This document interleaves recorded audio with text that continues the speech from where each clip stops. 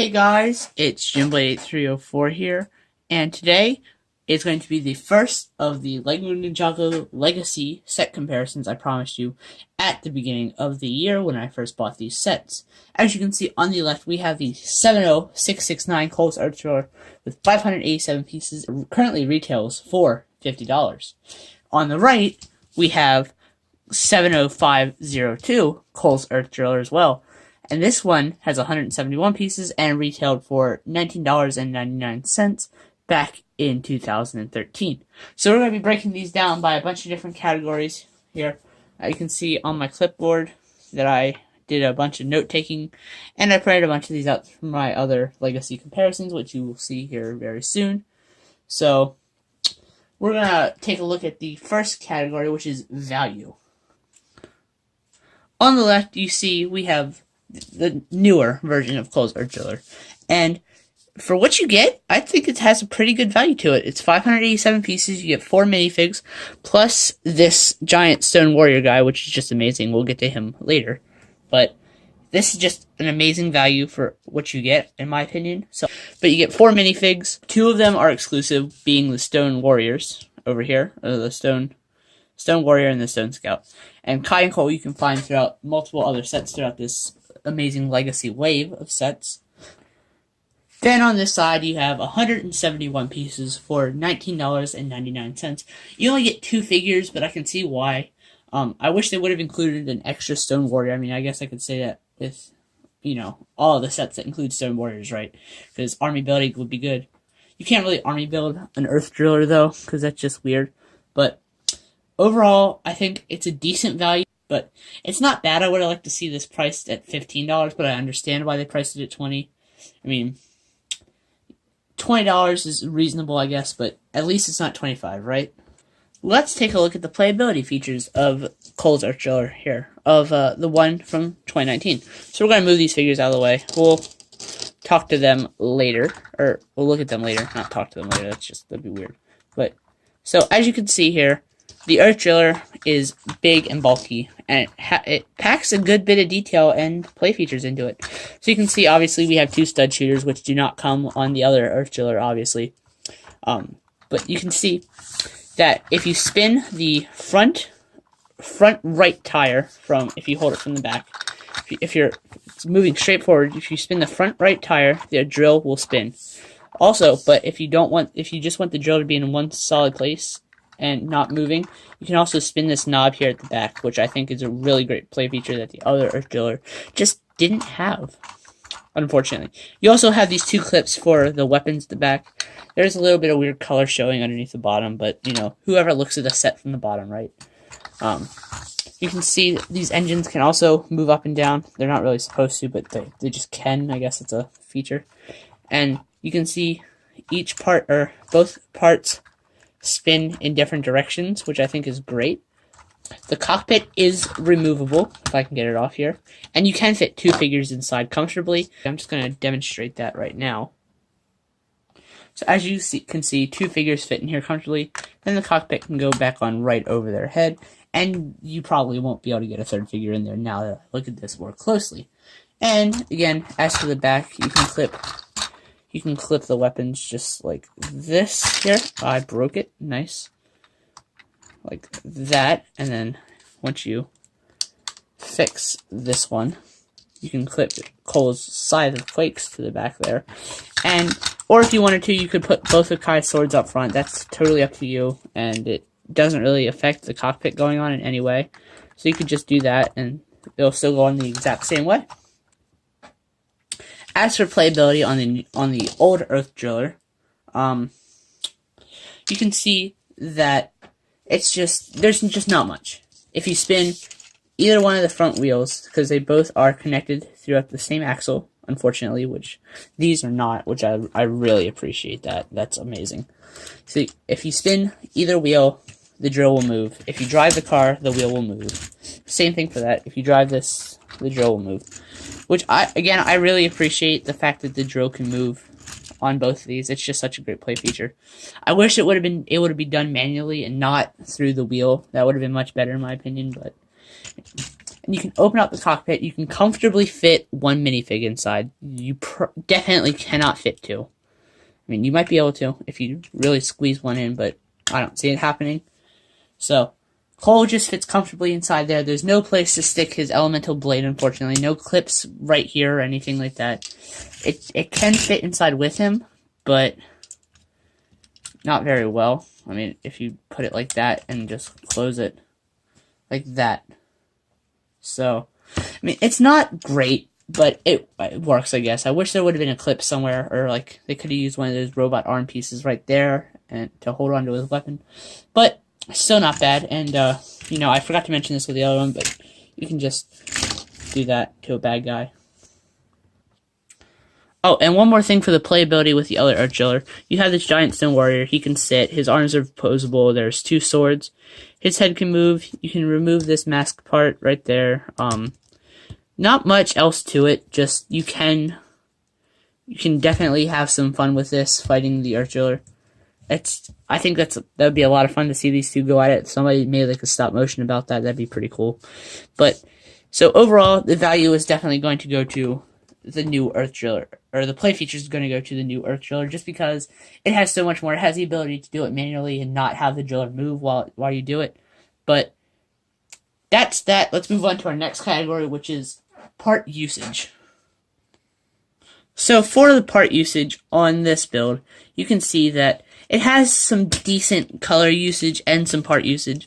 It has a lot of nice gold detailing with these cones here, and these two blades coming out of the back, which the other one is a little bit better with that. And it has these couple engine pieces in the front here, which can be seen on the other one, but again, bigger and more detailed. It has some nice use of stickers. I know there's not very many stickers in the set, and mine are really old, so that's why they're so. And I was like 6 when I put the stickers on the set, but you get the idea. It is a little dusty as well because it's been sitting on my shelf. The part usage, again, I do like the the drill piece. This was used like an ice cream cone for the Lego Movie, and this thing is really cool as well. I think this was used for like power miners or something like that. And you see we have the wheel fender here. I like the use of these rock pieces. I really like those rock pieces a lot. I wish Lego made more of them, or put them more in sets these days, but I just don't see them very often in sets anymore. As for other notable part usages, you could see this thing, the Transneon orange 2x2 round brick, is used as a thrust, I guess, from the back. It doesn't really work all that great. They should have added like a flame or something. That would have been better. And you can see these things are just sticking out from the side. That doesn't really work at all. And other than that, there's just a couple gears under here which make the drill go. I think I showed you that earlier, but if not, here's a look.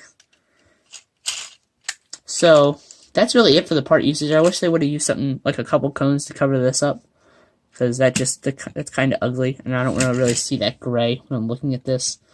But this is just not very good for part usage. I mean, it's decent, but it's not the best. So, let's start with part usage on the Giant Stone Warrior here. Where do we begin? So you can see they use these, I'm not sure what these pieces are, but I know they use them for the other giant figures that they did of Ant-Man and Ares, I believe, from DC. Pretty cool. I like how they did the helmet back here with a little detailing, how each one's a plate thicker out. I like how they put this piece back there to give it some depth on the back. I wish they wouldn't have used these Technic bricks, or they should have covered it up at least, because that looks kind of bad in my opinion. But this is better than the other one because this set actually has a Giant Stone Warrior and the other one didn't. I like the use for the wings up here for that part. It symbolizes it really well, and these slopes with the cutout part at the top, pretty cool as well. And if I can angle that up a little bit, you can see these pieces up here are really nice as well to be used for that. And the swords are just your basic sword pieces that were used on the back of the Arch Driller, this time in gunmetal gray. Overall, decent part usage. I wish they would have included 4 swords. That would have been pretty cool, but I see why they didn't. And the ball joints are nice as well. I don't think I could have asked for anything better there. I think the part usage for this figure in general is just really good. As for this Earth Driller, just so much better part usage. There's just so much detail going on here. I like the use of this cockpit piece here that they use on the Ultra Stealth Raider. I think it was that. Yeah, that was the set. They used this, but it was a different print on it, which was really nice. They used these little gold pieces down here, the blades, the side blade pieces, I guess is what they're called. They used those down here for great detailing. They used some sand green air vents. I guess that's what I call them. I call them air vents. They use these engine intakes as for actual engines, I think. And back here is probably one of my favorite part usage examples here. It's just like I like this detailing how they did that with the clips going in different directions, four going in each direction, which is really, really cool. They also use those newer rock pieces and these claw pieces, which are used for feathers on the Porg, if I'm not mistaken. The stud shooters don't really need to be there, but if you don't like those, you can just remove those. Simple. And these blade pieces are much better than the other ones just because they're, you can't move these. These are locked in a solid position. And as for the engine thrust, it's a lot better. It's pretty much a lot better. Just so much better. Because you can see that is a rounded inverted tile, and you could put a flame down there if you wanted to, which I think would make that look a lot better as well. And just this cone piece makes it look good if you want to just look at that, how that looks, how that was built anyway. See, and something else I liked about this one a lot better, I just like everything about this one a lot better, to be honest, but they used the cone piece to cover up the inside of the wheel, which I really appreciated. They used these back wheels in gunmetal gray instead of black, which I think looks better, to be honest. And then these gold tiles to cover that up. I wish they would have put a cone in the center there too, as well. That would have looked, I guess, better, I think. It's just, I don't know. I think they did really well with this. I do not like the yellow that you can see right there. I just don't like that at all. I think they should have chose black or red to go better, or like an orange or green to match the other colors. You can see there's some weird colors underneath, but that doesn't really matter because you don't look from a Lego set from the bottom. But overall, I just think this one is a lot better with the part usage category. As for the overall look, I really don't think it's any question. This one looks so much better than the other one. Even though there is that little bit of yellow that sticks out, it just looks so much better. It's bigger and bulkier and has more detail to it than the other one, which just makes it so much better. And it fits on your display nice. I mean, granted, this one is small and can fit in a closer, like a smaller display if you have one. But this one is really good. It also has a Stone Warrior, which you can just sit down like that, and you can have these two figures attacking the Earth Driller from we'll say up here, and then you got this guy standing over here or something.